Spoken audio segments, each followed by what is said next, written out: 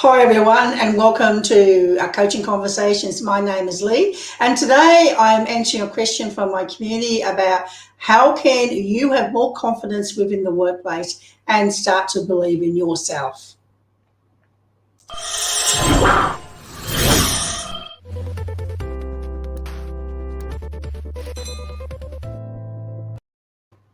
So I'm looking forward to today's conversation. But before I start, I want to remind everyone that next week, my video series is being released for free. So it's a 3-part video series. It's going to take you through building your confidence in the workplace and also to develop your resilience in the workplace as well. The link is above me. Make sure you register so you get access to the videos. And let's get into today's topic. So this is, it's interesting. A lot of people ask me about confidence, and I want you to really focus that confidence is the behavior that we demonstrate when we have a high level of self-esteem or a high level of self-worth. We believe that we're worthy. So therefore, if we look at the behaviors that we do, we've got to understand that they're directly related to our thoughts and also our emotions, which are internal drivers. So therefore, confidence isn't something that you can learn from a textbook. It's something that comes from having that self-worth, that worthiness in yourself. So self-esteem and confidence are very closely are related to each other. But I want you to remember that when you want to look for change and long-term change, we need to change our internal factors and not just focus on our behaviors. Because when we change our identity and we change our values and our beliefs, that will automatically change the behaviors that we demonstrate within any difficult situation. So I remember a time as a martial artist. I've had 30 years of martial arts, and I'm a very high performer, probably just like you. And whatever I apply myself to, I'm very disciplined, I'm very focused, and I'm very committed. And that's just who I am. That's part of my morals. However, with the martial art world, it's male dominated.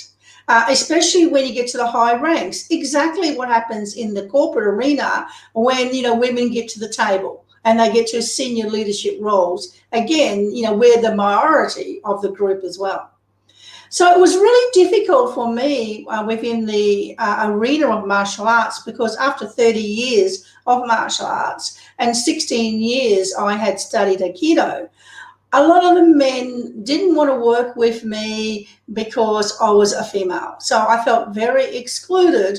And when the men used to work with me and partner me, they would lock onto my arm really strongly.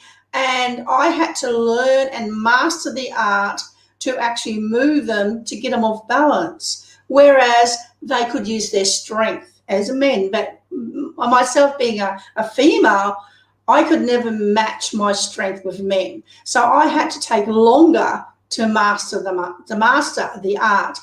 And there was lots of, comments that were thrown around, like, if another male student didn't save the second class, then, the guys would turn around and go, what, are you being just like a girl?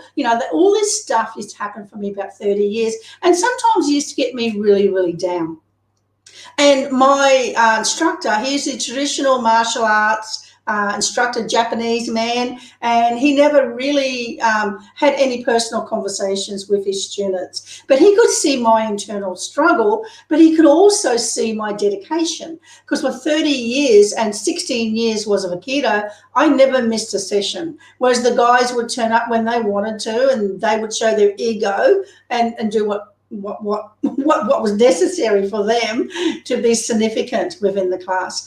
And I started to stop believing in my ability. I mean, I won 2 Australian titles, and I had black belt rankings in 5 different martial art disciplines. So I was very much up there in a high performer. But I started to not believe in myself because it was getting me down. It was wearing me down with all these remarks and everything else as well. So my performance started to become very inconsistent, because when I was up and I had a really strong mindset and a positive mindset, I would perform at a high level. But when I started to doubt myself, or start to think I'm not worthy to be in the martial arts, then my performance would change. Anyway, this particular day, my Japanese teacher, he pulled me aside and he had a one-on-one personal conversation with me, which was really unusual because that doesn't normally happen. And he said, I spoke to him and I said, look, I feel so unhappy because I trained hard and I'm always dedicated. I'm always the student who turns up all the time. I'm always training my hardest. I'm disciplined. And the men come back and forward and they don't put the effort in, but they get all the glory. They get all the glory and everything else, because it was really getting me down. And he turned around and he said, Lee, he said, not to worry. He said, the people who find things easy and they don't go through struggle, they normally don't last. They usually move on to the next shiny object because there's no depth. They haven't experienced the struggle and they don't have the depth in them. And he said, you're prepared to put in the effort, you're prepared to keep on going. You will always have depth in your martial art and you will master the art instead of just getting your black belt and moving on. So what did I learn from that? So, and I wanted to share with you, it's about really believe in yourself. And the more you believe in yourself, the more confidence you're going to have. But to create that self-worth in yourself, you have to know your big why. What is your why? What's going to drive you to keep going? What's going to pick you up to keep going? So when you know your big why, whether you are a leader or you're a team member, but you need to find your why, because that will drive you. And when you find your purpose and you understand your identity and your values and the type of person that you want to become, then you will be different and you will stand out. And you will absolutely be noticed and people will be drawn to you because you are extraordinary. Find your why, go for it. One more time before I go, don't forget to grab hold of the link above you to grab hold of that video. And I really look forward to seeing everyone next week on the series. It's only going to be available for that 1 week, so grab hold of that series. Comment below. Tell me what your big why is as a leader, and I look forward to seeing you in our next conversation. Take care. Bye.